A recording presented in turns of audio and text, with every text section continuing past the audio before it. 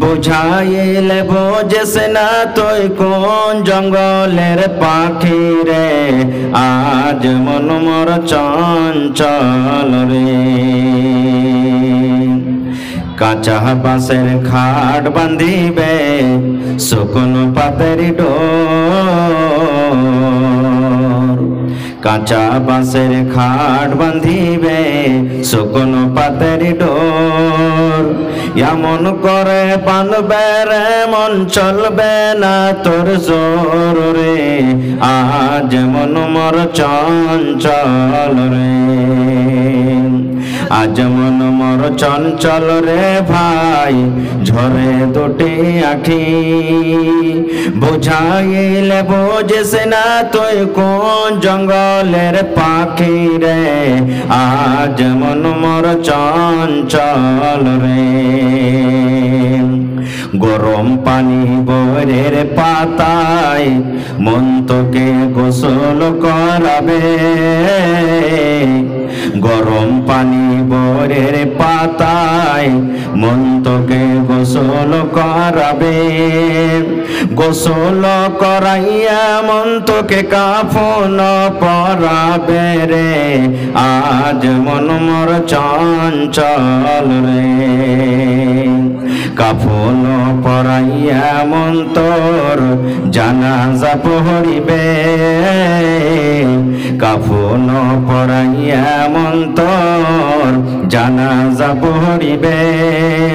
জানাজা পড়িয়া মন তোকে দফন করিবে রে, আজ মন মোর চঞ্চল রে। মা কান্দিবে বেটারে বেটা, বোন কান্দিবে ভাই। মা কান্দিবে বেটারে বেটা, বোন কান্দিবে ভাই। পরের বেটি বেগম কান্দবে আর তো কেহ নাই রে, আজ মন মোর চঞ্চল রে। মা কান্দিবে বেটারে বেটা, বোন কান্দিবে ভাই। পরের বেটি নারে কান্দবে আর তো কেহ নাই রে, আজ মন মোর চঞ্চল রে, আজ মন মোর চঞ্চল রে ভাই ঝরে দুটি আখি। বুঝাইলে বোঝিস না তুই কোন জঙ্গলের পাখি রে, আজ মন মোর চঞ্চল রে। নারে থাকবে।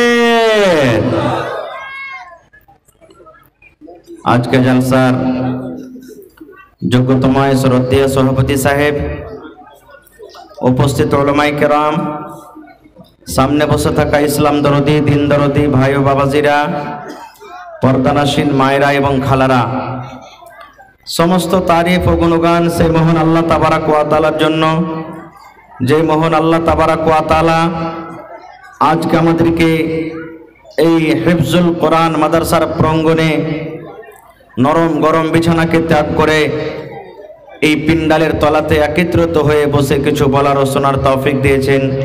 তাই আমরা সে আল্লাহর প্রশংসা করি। সকলেই অন্তর থেকে মহব্বতের সাথে পড়েন আলহামদুলিল্লাহ। একটু জোর করে পড়েন আলহামদুলিল্লাহ। তারপর আমাদের শেষ নবী হযরতে মুহাম্মদুর রাসূলুল্লাহ পড়েন সাল্লাল্লাহু আলাইহি ওয়াসাল্লামের পর অগণন দারুদ শরীফ শান্তির ধারা বর্ষিত হোক, আমিন। আল্লাহুম্মা সাল্লি আলাইহি আল্লাহুম্মা বারিক আলাইহি। বন্ধুগণ, আজকে আমি আপনাদের সামনে দুই পয়েন্টে কথা বলবো। প্রথমে আপনাদেরকে আমি কিছু দিব হাদিস কোরআন থেকে, আর আপনাদের কাছ থেকে দ্বিতীয় নম্বরে এই মাদ্রাসার সাহায্যের জন্য আমি কিছু নিব। ভাই মুসলমান, আমি জানছি এলাকার মানুষ, এই হরিশপুর গ্রামের মানুষ খুবই দানি। কয়েক বছর আগে আমি এই মাদ্রাসার ভিতরে একটা জালসা হয়েছিল, মনে হয় কবরস্থানের জালসা নাকি, কবরস্থানের কি ঈদগাহের জালসা হয়েছিল। আল্লাহুস সামাদ। এত মন খুলে খুলে সব দান করেছিলেন যে বলার শেষ নেই। আজকে হলো মাদ্রাসার জালসা। ভাই আমার, এই কোরআনটা কি জিনিস আমাদেরকে জানতে হবে। আল্লাহর নবী সাল্লাল্লাহু আলাইহি সাল্লাম যখন দুনিয়া থেকে চলে যাবেন, মা ফাতেমা রাদিয়াল্লাহু তাআলা আনহা, নবীর বেটি, ছোট বেটি, আব্বার কাছে এসে কাঁদছেন, চোখ দিয়ে পানি ঝরছেন।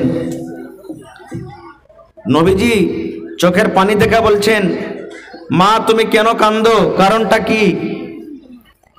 তখন মা ফাতেমা রাদিয়াল্লাহু তাআলা আনহা বলেছিলেন, আব্বা আপনি দুনিয়া থেকে চলে যাবেন, দিনের কথা কার কাছ থেকে শিখবো, কে আমাদেরকে শিখাবেন? আব্বা বলেন, কাকে ডাকবো? কে আমাকে মা বলে ডাকবে? তখন নবীজি বলেছিলেন, তারাকতু ফীকুম আমরাইন, হে আমার মেয়ে ফাতেমা, আমার উম্মতরা তোমরা শোনো, আমি তোমাদের জন্য দুটি জিনিস ছেড়ে গেলাম। একটা হলো আমার সুন্নত মানে হাদিস, আর একটা হলো আল্লাহর কিতাব কোরআন। এই দুইখানা জিনিসকে তোমরা যদি সুন্দরভাবে মজবুত করে ধরে থাকো, তাহলে জীবনে কোনোদিন পথভ্রষ্ট হবে না তোমরা।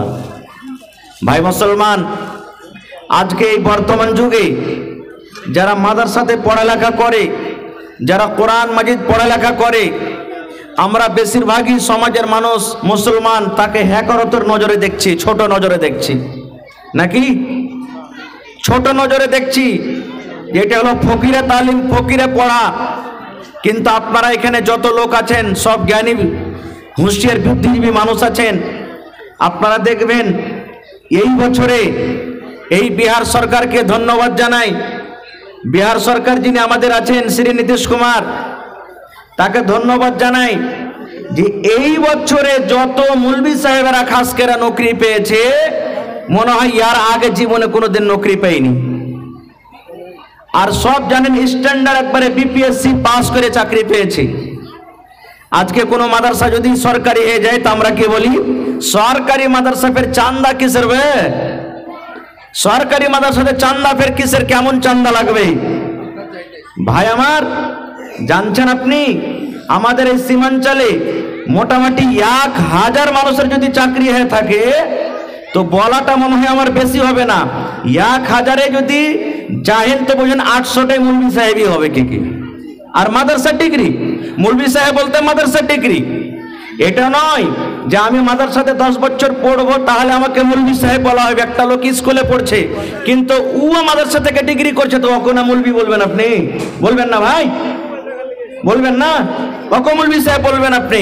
তো এই মাদ্রাসাতে পড়ে যদি আপনার বেটা 50,000 40,000 টাকা মাস পায়, তাহলে এই মাদ্রাসাতে সাহায্য করার দরকার আছে না নেই? দরকার আছে না নেই? আছে ভাই মুসলমান। এ ভাই আমার, এই কোরআন কি জিনিস? কোরআন কাকে বলে? কোরআনের প্রতি আমাদের বিশ্বাস আছে না নেই? বলেন, কোরআনের প্রতি আমাদের বিশ্বাস আছে না নেই? কোরআনটা কার কিতাব? জোরে বলেন, আল্লাহর কিতাব। যদি কোরআনে যদি আমরা বিশ্বাস না করি, নামাজ পড়ি, রোজা রাখি, হজ যাকাত সবকিছু করছি, কোরআন আল্লাহর কিতাব নয়, অবিশ্বাস যদি করি তা আমাকে মুসলমান বলা হবে না। কোরআন মাজিদে 114 সূরা আছে। 114 সূরার মধ্যে সর্বপ্রথম সূরাটার নাম কি বলেন তো? একটা লোক জোরে বলেন। তারপরে দ্বিতীয় নম্বর সূরা কি আছে? সূরাতুল বাকারা। অতি একটা গায়ের কথা আছে, ঘটনা আছে, এই জন্য ওই সূরাটার নাম সূরাতুল বাকারা। বাকারাতুন মানে গায়, গায়ের একটা ঘটনা আছে সূরাটাতে। আমি যাব না ঘটনার দিকে। এবারে সূরা প্রথমে যারা কোরআন মাজিদ পড়িতে জানছেন আমার মায়েরা, খালারা, ভাইরা, শুনেন, আমি পড়েছি। আল্লাহ তাবারাক ওয়া তাআলা বলেন, আলিফ লাম মিম যালিকাল কিতাবু লা রাইবা ফীহি হুদাল লিল মুত্তাকিন। এটাই না আয়াত সূরাতুল বাকারার প্রথম সূরা, এখান থেকে না হলো আলিফ লাম মিম। এই যে কোরআন মাজিদে দেখবেন কাফ, কোন জায়গাতে নুন, কোন জায়গাতে আলিফ লাম র, কোন জায়গাতে দেখবেন কাফ হা ইয়া আইন সাদ। এই যে কোরআন মাজিদে এগুলা লেখা আছে। বন্ধুরা আমার, এই সমস্ত কোরআনের হরফগুলোকে হুরুফে মুকাদ্দাত বলা হয়েছে। যারা তরজমা করেছেন তারা এই কথাটা লিখে চলে গেছেন। আলিফ লাম মিম মানে কি কেউ বলেননি। কাফ হা ইয়া আইন সাদ মানে কি কেউ লেখেননি। নুন মানে কি কেউ লেখেননি, শুধু একটাই কথা লিখেছেন, আল্লাহু আলামু বিমুরাদিহি। এই কথাগুলোর মানে কি আল্লাহ জানেন, আমরাও জানি না। আল্লাহর নবী কোরআন পড়ে আমাদেরকে শিখিয়ে গেছেন, সাহাবায়ে কেরাম পড়েছেন কোরআন।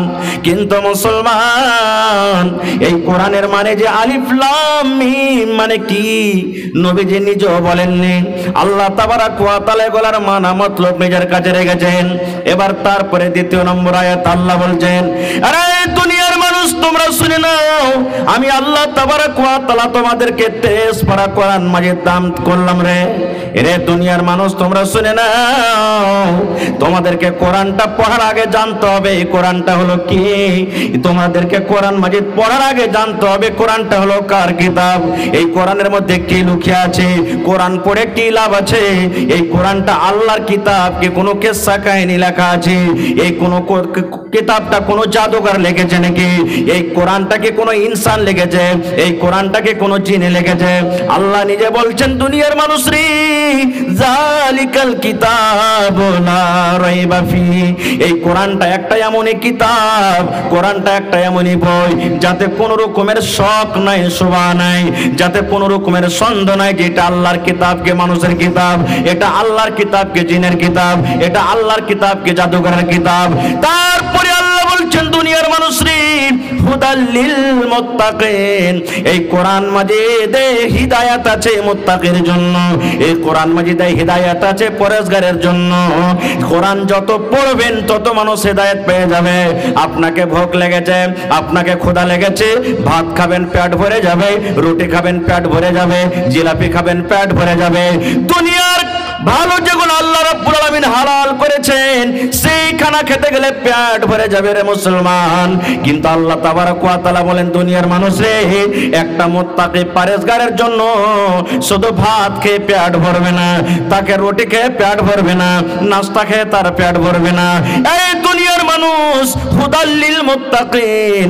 তোমরা যদি ভালো রাস্তাতে আসতে চাও, তোমরা যদি ভালো পথে আসতে চাও, তোমরা যদি গুনার কাজ ছাড়তে চাও, এই মুসলমান তোমরা বেশি বেশি করে কোরআন মাজিদ পড়ো, বেশি বেশি করে কোরআন তেলাওয়াত করো, কারণ কোরআন তেলাওয়াত করতে গেলে তোমরা হেদায়েত পেয়ে যাবে। নারে তাকবীর বলবেন। এর প্রমাণ, প্রত্যেক নবীকে আল্লাহ তাবারাক ওয়া তাআলা একটা করে মুজিজা দান করেছেন, প্রত্যেক নবীকে আল্লাহ তাবারাক ওয়া তাআলা মুজিজা দিয়েছেন। এবার শেষ নবী মুহাম্মদ সাল্লাল্লাহু আলাইহি ওয়াসাল্লামকে আল্লাহ অনেক মুজিজা দিয়েছেন, কিন্তু সব থেকে বড় মুজিজা হলো কি, এই আল কিতাব কোরআন মাজিদ।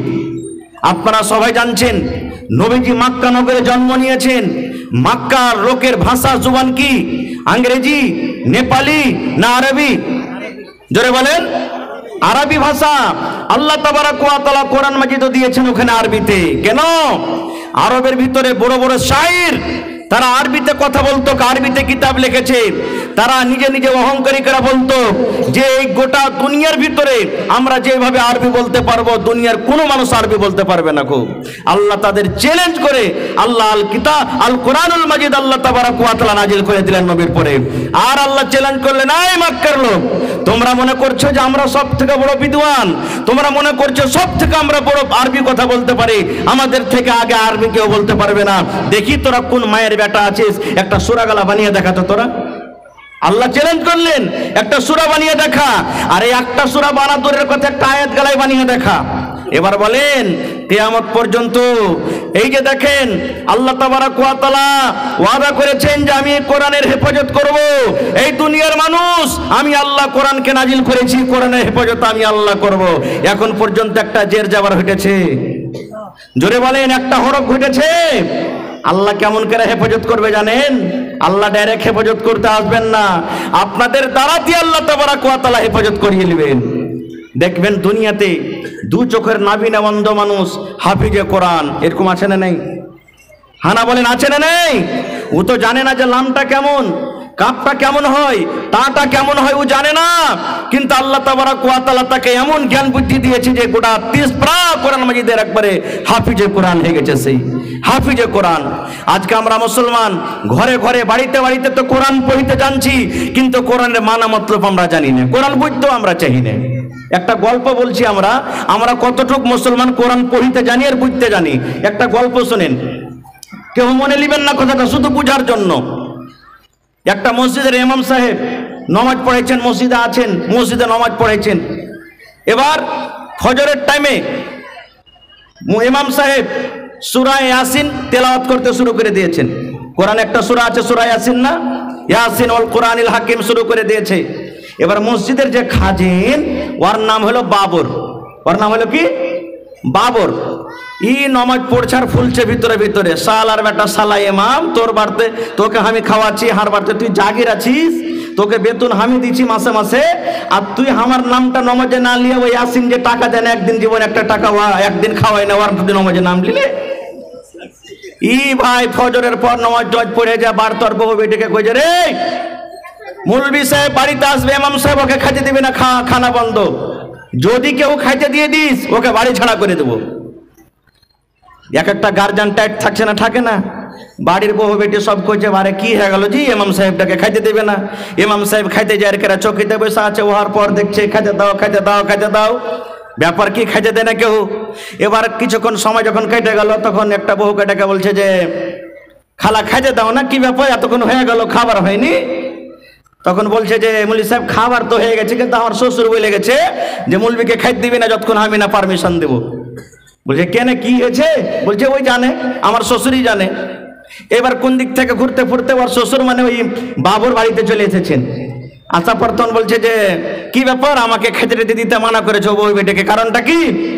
বলছে মানা করবো না, তুমি আমার বাড়িতে রাত দিন 3 টাইম খানা খাইছো, হ্যাঁ, আর নমাজের সময়তে তুমি আমার নামটা নমাজে না লিয়া ওই ইয়াসিনের নাম লিয়েছো, যাওয়ার বাড়িতে খাওগা তুমি। ইয়ার তো মাথা খারাপ, আল্লাহ হইলো তো হলো, কি করবো এখন? ই মৌলভী সাহেব মানুষ, এই যে আমার শ্রদ্ধেয় হ্যাঁ এনামুল হক সাহেব মাদানী হাফেজাউল্লাহ কথা বলে গেলেন যে যারা হাফিজে কোরআন হবে আল্লাহ সামাদ ওরা হর লাইনে আগে থাকবে ইনশাআল্লাহ। এটা আল্লাহর দয়া, আল্লাহর নিয়ামত। ভাই আমার, এবারে বলছেন ঠিক আছে এখন খাইতে দাও। এবার কোরআনের মধ্যে আয়াতটা ধরবো, ধরে তখন আপনার নাম এবারে এসারের টাইমে পড়বো হয়তো। ঠিক আছে, খাইতে টাইতে দিলে ভুল ঠিক স্বীকার করে গেলেন। এবার কোরআনের মাঝিতে বাবর বলে কি কোনো নাম আছে রে ভাই? কোরআনে তো বাবরই নাম নাই, আপ কি করবে? যদি না পড়ছে তো ইমাম সাহেব মসজিদ থেকে ওকে যেতে হবে, আপ কি করব? তখন এসারের টাইমে সূরাতুল ফাতিহা পড়া পর এবার পড়তে শুরু করেছেন, ইয়া বাবারো আন্তা জাহিলুন ওয়া আবুকা হিমার ওয়া জাদ্দুকা খিনজির ওয়া কুল্লুহুম জাহিলুন। এই যে দেখেন পড়তে শুরু করে দিয়েছে। এবার নামাজে শুরু করে দিয়েছেন, ইয়া বাবারো আন্তা জাহিলুন ওয়া আবুকা হিমার ওয়া জাদ্দুকা খিনজির ওয়া কুল্লুহুম জাহিলুন। একবারে 1 কিলোর কলিজা 2.5 কিলো হয়ে গেছে। শালা এতদিন থেকে মুলবি কত লোক নামাজ পড়ছে, আমার নাম বলে কোরআনই নাই, ই কেমন করে কোরআন মাজিদে নাম পেলিলে? সুবহানাল্লাহ। রাইতের বেলাতে মুলবি সাহেবকে কত ভালো ভালো খাবার, এবার খাবার টাবার খাইয়ে ফজরে নামাজ হলো। এবার সকাল বেলাতে তখন বলছে যে মুলবি সাহেব এতটি ইমাম গ্রামে এসেছে মসজিদে, সবাই বলছে যে আমার নামে বলে কোরআনে কোনো আয়াতই নাই, দেখো তো তুমি কোরআন মাজিদে পেলে তুমি হলো অরিজিনাল হাফিজ, পাক্কা হাফিজ তুমি। তো বাবারে এই আয়াতটার মানে কি একটু আমাকে বুঝিয়ে দাও তো। এবার ইমাম সাহেব বলছেন, আল্লাহ পড়ে তো দিয়েছি, আর তরজমা করে যদি শুনে তো আমাকে ভাত ছাড়া করে দিবে। এবার কি করব? বলছে না ছাড়েন। আরে কোরআন মাজিদে আছে তো আছে, ছাড়েন আপনি, এটা কোরআনে থাকবে তাহলে তোরে ভাই কোরআনের আয়াত লয়। তো বলছে যে না না তুমি শোনাও, এই আয়াতটার মানে কি আমাকে শোনো, আমাকে বোঝাও। এবার মৌলভী সাহেব বলছে যে আল্লাহ যেখানে বাঘের ডর হয় ওখানে রাইট হয়, এবার তো মসজিদ ছাড়তে হবে। এবার বলছেন, রে আমার জাগের মহাশয় শোনেন, ইয়া বাবারো এই কথাটার মানে এ বাবর আন্তা জাহিলুন, তুমি হইলা জাহিল, তুমি হইলা মোরক, তুমি হইলা গাওয়ার, ও আবুকা হিমার, আর তোমার বাপ হলো কি গাধা, ও আবুকা হিমার, তোমার বাপ হলো গাধা, ও জাদ্দুকা খিনজির, আর তোর দাদা হলো সুয়ার রে, ও কুল্লুহুম জাহিলুন, তোরা সব জাহিলের দল, জাহিদের জামাত জাহিল। সুবহানাল্লাহ। এই তো আমাদের মুসলমানের কোরআন মাজিদ পড়া ভাই। কোরআন তো কোন রকম ভাঙ্গা চোরা করে পড়িতে জানছি, কিন্তু তার মানে জানি না। দেখবেন কত লোক নামাজ যে পড়বে, খাস করে যারা বয়স্ক মানুষ আছেন, মা খালা ভাই, কত লোকের তেলাওয়াত এখন তো আল্লাহর রহমতে সুজে গেছে, একবারে ভাটাইয়া সুরে পড়বে। আলহামদুলিল্লাহি রাব্বিল আলামিন আর রহমানির রহিম। এই দেখেন রে মুসলমান, কোরআন মাজিদ হলো আল্লাহর কিতাব কোরআন। আজকে যদি আপনার সামনে ভালো করে আমি কথা না বলি, আজকে যদি আমি উলাসে করে আপনার সামনে কথা বলি, আজকে যদি আমি মুখ ভেসলে আপনার সামনে কথা বলি, বলেন আপনারা আমাকে ভালোবাসবেন কি ভালোবাসবেন না? ভালোবাসবেন? আমাকে বলবেন যে মাওলানা এই দেখেন কেমন করে কথা বলছেন, আমরা তো মানুষ, আমাদের সামনে ভালো করে কথা বলেন। এই মুসলমান, কোরআন হলো আল্লাহর একটা কিতাব রে ভাই, আল্লাহর একটা কিতাব। কোরআন পড়ার মানে আল্লাহর সাথে আপনি গল্প করছেন, আল্লাহর সাথে আপনি কথা বলছেন। আলহামদুলিল্লাহি রাব্বিল আলামিন আর রহমানির রহিম মালিকি ইয়াউমিদ্দিন। তারপর আপনি পড়ছেন ইয়াকা না'বুদু ওয়া ইয়াকা নাস্তাঈন। আল্লাহর সাথে আপনি কথা বলছেন, আল্লাহকে বলছেন ইয়াকা না'বুদু, এ আল্লাহ আমি তোমারই ইবাদত করছি, ওয়া ইয়াকা নাস্তাঈন, এবং আল্লাহ তোমার কাছে আমি সাহায্য চাচ্ছি, আল্লাহ তোমার কাছে আমি মদদ চাচ্ছি। আল্লাহ তুমি ছাড়া দুনিয়াতে কেউ সাহায্যকারী নয়, কেউ মদত করতে পারবে না, কেউ সাহায্য করতে পারবে না, আল্লাহ তুমি সাহায্য করনেওয়ালা। কিন্তু আমরা কোরআনের মানে বুঝবো, তাইলে তো কোরআনের মানে আমরা বুঝি না, বুঝতে চাই না। ভাই মুসলমান, এই যে আজকে আপনাদের মাদ্রাসাতে হাফিজে কোরআন হয়েছে, সুবহানাল্লাহ, এরা কোনো ছোট মোটো নয়, আরে এরা তো পাবে। এই যে আপনারা শুনলেন, এখনই কিয়ামতের দিন আল্লাহ তাবারাক ওয়া তাআলা হাফিজেরাকে অফার দিবেন। অফার দিবেন কি অফার?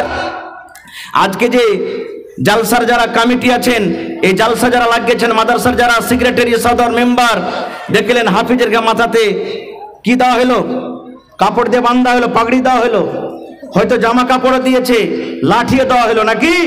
কিন্তু আল্লাহ ইনাম কি জানেন? আল্লাহ তাবারাক ওয়া তাআলা কিয়ামতের দিন হাফিজে কোরআনকে ডাক দিবেন, আরে হাফিজে কোরআন শোন রে, হাফিজে কোরআন। কোরআন মাজিদে 114টা সূরা তোরা পড়েছিস রে হাফিজে কোরআন।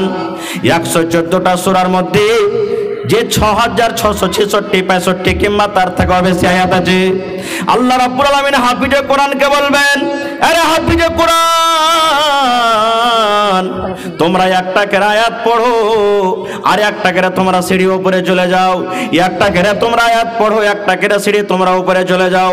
এবার বলবেন মাওলানা সিঁড়িটা কত বড় হবে? আসমান এবং জমিনের মধ্যখানে যতখানি ফাসালা দেখতে পাচ্ছেন, আসমান এবং জমিনের মধ্যখানে যতখানি আপনি ফাসালা দেখতে পাচ্ছেন, এতখানি ফাসালাতে একটা সিঁড়ি হবে, একটা আয়াত পড়বে, অটোমেটিক এক সিঁড়ি উপরে চলে যাবে। এবার বলবেন মাওলানা কেমন করে যাবে? দুনিয়াতে এটা বোঝার জন্য কোনো দেখবেন আপনার কোনো অসুবিধা নাই, বড় বড় বিল্ডিং দূরের কথা, এই চলে যান আপনার কাঠিয়ার মার্কেটে, কাঠিয়ার রেলওয়ে স্টেশনে চলে যান। আল্লাহ রে আল্লাহ, আপনি বুড়া মানুষ, বয়স্ক মানুষ, ছোট বাচ্চা, আপনি প্ল্যাটফর্মে উঠতে পারবেন না, এই যে লিফট লাগিয়ে দেওয়া হয়েছে আপনার জন্য, আপনি বাটন টেপে দেন, 1 সেকেন্ডের মধ্যে আপনি উপরে চলে যাবেন, বুঝতে পারবেন না, আছে না নাই? এই মুসলমান, আল্লাহ তাবারাক ওয়া তাআলা হাফিজে কোরআনকে বলবেন, হাফিজে কোরআন রে, তোমার কোরআন পড়তে পড়তে পড়তে পড়তে যে জায়গাতে তোমার কোরআন পড়া বন্ধ হয়ে যাবে, তুমি ওর থেকে আর কোরআন পড়তে পারবে না, যেখানে তুমি আটকে যাবে, কোরআন পড়া তোমার বন্ধ হয়ে যাবে, ওই জায়গাতে তোমার জান্নাতের ভিতরে জায়গা হয়ে যাবে। এবার বলবেন মাওলানা আমার ছেলের জায়গা হয়ে গেল ওই জায়গাতে, যেখানে আমার ছেলেরা কোরআন পড়া কিয়ামতের দিন বন্ধ হয়ে যাবে। আমি ছেলেকে কিতাব দিলাম, আমি ছেলেকে সাবুন কিনে দিলাম, আমার ছেলের জন্য মাঠে ঘাটে আমি কাজ করতে চলে গেলাম, মাওলানা আমি কি পাবো? আমার কি আল্লাহ রাব্বুল আলামিন কোনো অফার দেননি? আমার ছেলেটাকে যে আমি 5 বছর 2 বছর 3 বছর আমি কত খরচ করে আমি টাকা দিয়ে পড়ালাম, আল্লাহ রাব্বুল আলামিন আমাদেরকে কেন নিয়ামত দান করবেন না, অফার দিবেন না? আল্লাহ তাবারাক ওয়া তাআলা ওই হাফিজে কোরআনের মা বাবাকে আল্লাহ কিয়ামতের দিন ডাকবেন আর বলবেন, হে হাফিজে কোরআনের মা বাপ, তোমরা শোনো শোনো, তোমাদের জন্য অফার আছে। কি অফার আছে? আল্লাহ তাবারাক ওয়া তাআলা তার মা এবং বাবাকে সোনা এবং চাঁদির কুরসিতে চেয়ারে আল্লাহ বসিয়ে দিবেন, এবং তার মাথার উপরে একটা তাজ পিন্দা হবে, মাথার উপরে একটা তাজ পিন্দানো হবে। কেমন তাজ? সোনার তাজ পিন্দানো হবে, যে তাজ আমরা যে দেখছি চাঁদ যেমন সূর্য যেমন ঝলমল করে জ্বলে, এর থেকেও বেশি কিয়ামতের দিন সেই তাজগুলা ঝলমল ঝলমল করে জ্বলবে।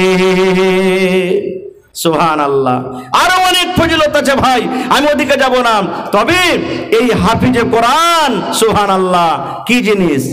আপনারা বলবেন চান্দা করে মাদ্রাসা চলছে, চান্দা করে মাদ্রাসা চালাইতে হবে, আর কোরবান আছে? জি আছে। আজকে আপনারা জালসা শুনতে এসেছেন, আজকে আপনাদের ছেলেমেয়েরা পড়ালেখা করছে মাদ্রাসাদের বন্ধু। আল্লাহর নবীর জামানাতে সাহাবায়ে কেরাম ছিলেন মাদ্রাসার ছাত্র, সাহাবায়ে কেরাম পড়ালেখা করেছেন।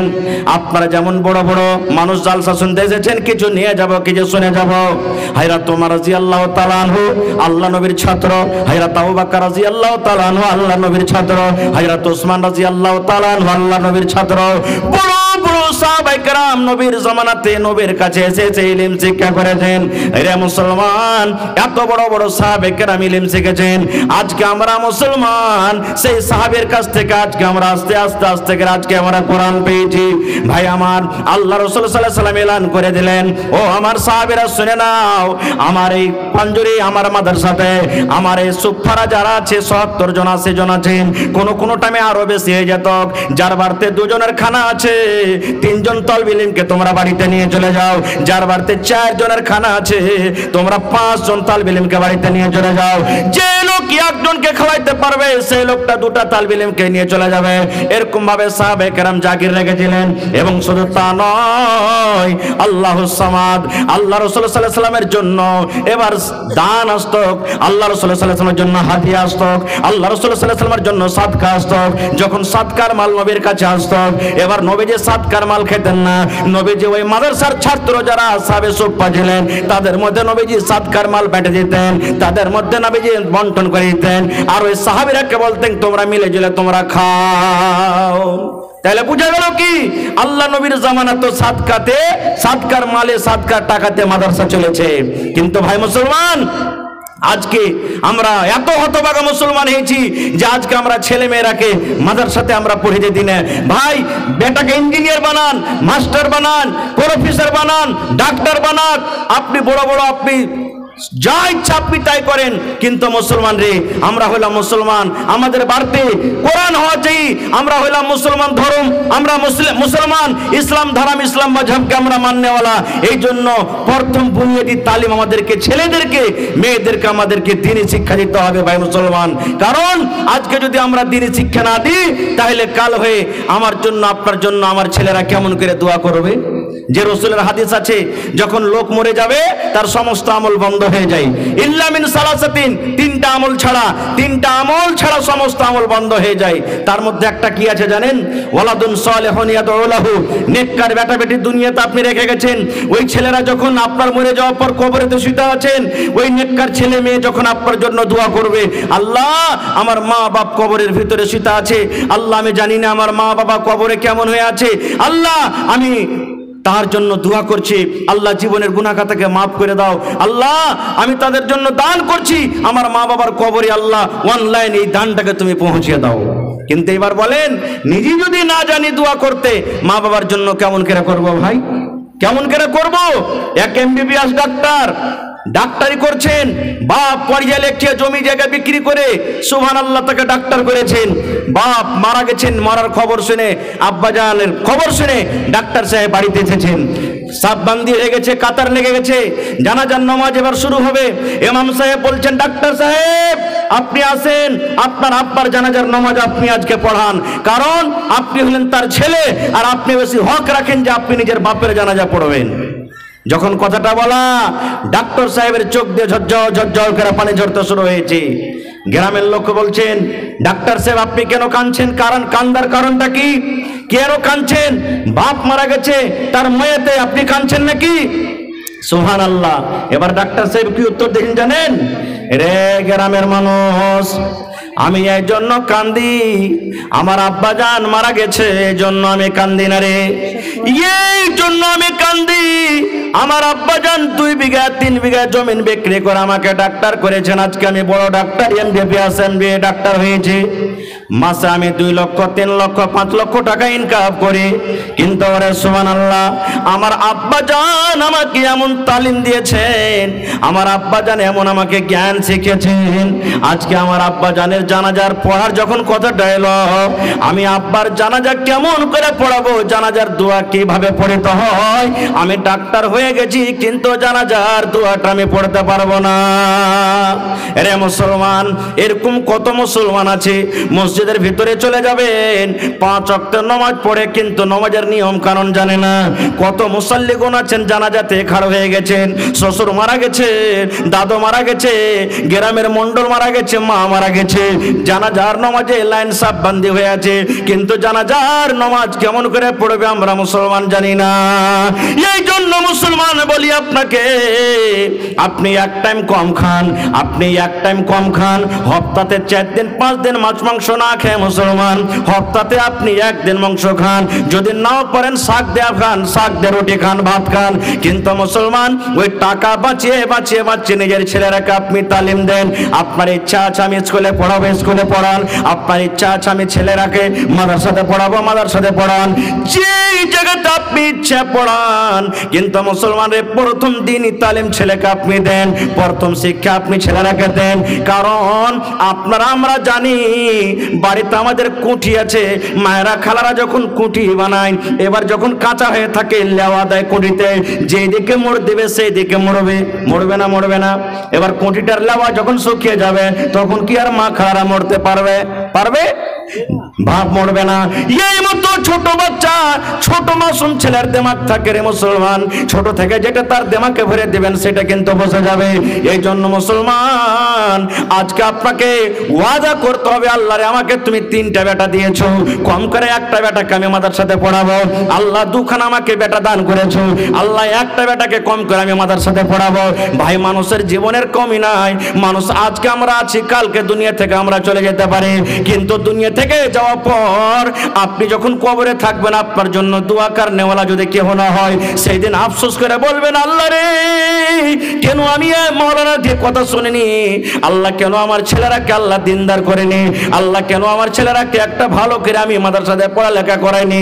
আজকে যদি আমার ছেলেটা দিনদার হতো, আজকে যদি আমার ছেলেটা নামাজি হতো, আজকে যদি আমার ছেলেটা সলেহ হতো, তাহলে আমার জন্য দোয়া করত, আমার জন্য দান করত, আর সে দান এবং দোয়া আমার কবরে আসতো। নারে তাকবীর। ভাই আমার, তাহলে আল্লাহ বাচ্চারাকে ইনশাআল্লাহ এই বিষয়ে আরো আলোচনা করব। তবে এই মাদ্রাসা চালাতে গেলে ভাই টাকার দরকার আছে। আমি শুনলাম এই মাদ্রাসাতে সরকারি টিচার, সরকারি যারা শিক্ষক আছেন, তাদের এলাওয়া 4 জন হাফিজে কোরআন বা 4 জন মাওলানা প্রাইভেট থেকে আপনারা চালাইছেন নাকি? 4 জন, যাদেরকে বেতন সরকার দেয় না, আপনারাই সরকার। 5 জন 6 জন শিক্ষকের বেতন সরকার দিচ্ছেন, আর 4 জন শিক্ষকের বেতন আপনারা দিচ্ছেন। তাহলে ভাই এখনো প্রাইভেট পড়া জিন্দা আছে, আছে না নেই? আছে না নেই? কারণ আমি একটা আলিয়া মাদ্রাসার শিক্ষক, আমার মাওলানা বেশি আছেন শিক্ষক। আলিয়া মাদ্রাসাতে, শুধু আলিয়া মাদ্রাসাতে মৌলভী সাহেবেরা পড়িয়ে জীবনে কোনোদিন হাফিজে কোরআন করতে পারেনি, পারবে না। আমার মনে হয় যেরকম হয়, যতক্ষণ ওখানে প্রাইভেট থেকে আপনি না থাকবেন। আর দেখেন 1 বছর কি 2 বছর আপনার প্রাইভেট মাদ্রাসা হলো, তার ফল পেয়ে নিলেন যে হাফিজে কোরআন আপনার মাদ্রাসা থেকে বাড়িয়ে গেল। এই হাফিজে কোরআনকে আপনি জাগির দিয়েছেন, এই হাফিজে কোরআনকে আপনি খেতে দিয়েছেন, এই হাফিজে কোরআনের জন্য আপনি আলোর ব্যবস্থা করে দিয়েছেন, এই হাফিজে কোরআনকে যারা পড়াবে তাদের বেতনের ব্যবস্থা করেছেন। এটা কোনো ছোট মোটো কথা নয়। আল্লাহ তাবারাক ওয়া তাআলা এই বিনিময়ে আপনাকে দুনিয়া আখিরাতে কামিয়াব করবেন। এই জন্য ভাই আজকে দেখি কোন আল্লাহর বান্দা এমন আছেন, এই মাদ্রাসার জন্য, এই হাফিজে কোরআনের জন্য 1 টাকা পারবেন, 1 টাকা আমি নেব। তবে দেখি কোন আল্লাহর বান্দা আছেন একটা 20,000 টাকা দান করতে পারবেন, একটা লোক 10,000 টাকা দান করতে পারবেন, একটা লোক কেউ এমন আছেন 5,000 দান করতে পারবেন। মায়েরা খালারা খুব এলাকার দানি, আমি কমিটির লোককে বলবো চাদর দিয়ে মা খালারকে পিন্ডালে পাঠান। আমার মায়েরা খালারা যতদূর যে পারবে 200, 400, 500, 1000, 2000, নাকের কানের কাঁসা বদলা বকরি যে যা পারবে চট চট চট চট চট করে 10 মিনিটের মধ্যে আমার হাতে দানটা দিয়ে দেন। কারণ আমার পিছনে আরো একজন যিনি বানারস থেকে এসেছেন মাওলানা, উনি অপেক্ষা করছেন, আমার পর উনি আসবেন, তাকে আপনাকে শুনতে হবে। এই জন্য ভাই আপনারা লেট না করে আল্লাহর হস্তে এই কোরআনের জন্য মহব্বতের ভালোবাসা দেখিয়ে আজকে আপনি কোরআনকে মহব্বত করবেন, আল্লাহ তাবারাক ওয়া তাআলা আপনার সাথে মহব্বত করবে। আজ কোরআনকে আপনি ভালোবাসবেন, হাফিজে কোরআনকে ভালোবাসবেন, মাওলানাকে আপনি ভালোবাসবেন, আল্লাহ তাবারাক ওয়া তাআলা আপনাকে ভালোবাসবেন। কোন মাওলানা যদি ভুল কাজ করে, কোন মাওলানা যদি শরীয়ত বিরোধী কাজ করে, তাহলে ওই কাজটাকে আপনি খারাপ মনে করেন, কিন্তু তার ভিতরে যেটা ইলম আছে, ইলমটাকে জীবনে কোনোদিন খারাপ মনে করিয়েন না। ভাই আমার একটু আসেন তো দেখি। এবং 30 পারা কোরআন মাজিদ, 30টা লোক 1000 2000 1000 2000 করে দেখি কোন আল্লাহর বান্দা আছেন। আসেন ভাই চটচট করে 10 মিনিটের মধ্যে। এই দেখেন আমার একজন ভাই বেনামিতে 500 টাকা দান করেছেন। মাশাআল্লাহ, জাযাকাল্লাহ। রব্বানা ইন্নানা আমান্না ফাগফির লানা যুনুবানা ওয়া কিনা আযাবান্নার। এই কিছু দান এসেছে, যেমন মোহাম্মদ লোকমানের বিবি 1000 টাকা দিয়েছেন মাশাআল্লাহ। একটা ছোট বাচ্চি 500 টাকা। তারপরে আজিকুর রহমানের 1000 টাকা। একটা জি জি দোয়া, আচ্ছা ঠিক আছে, দোয়া করে দিচ্ছি। লোকমান সাহেবের জন্য দোয়ার দরখাস্ত আছে মাশাআল্লাহ। তারপরে একটা ছোট ছেলে 50 টাকা। জনাব আমির হোসেন সাহেব 5000 টাকা মাশাআল্লাহ। আনসারুল হক সমিতি 1000 টাকা। সমিতি সাহেব 1000 দিয়ে চলে গেছেন। सरपंच हाँ अल्लाह इन समिति লেখা আছে। তারপরে আইনুল হক সাহেব 400 টাকা। তারপরে মতিউর রহমান শাহজাহান 1000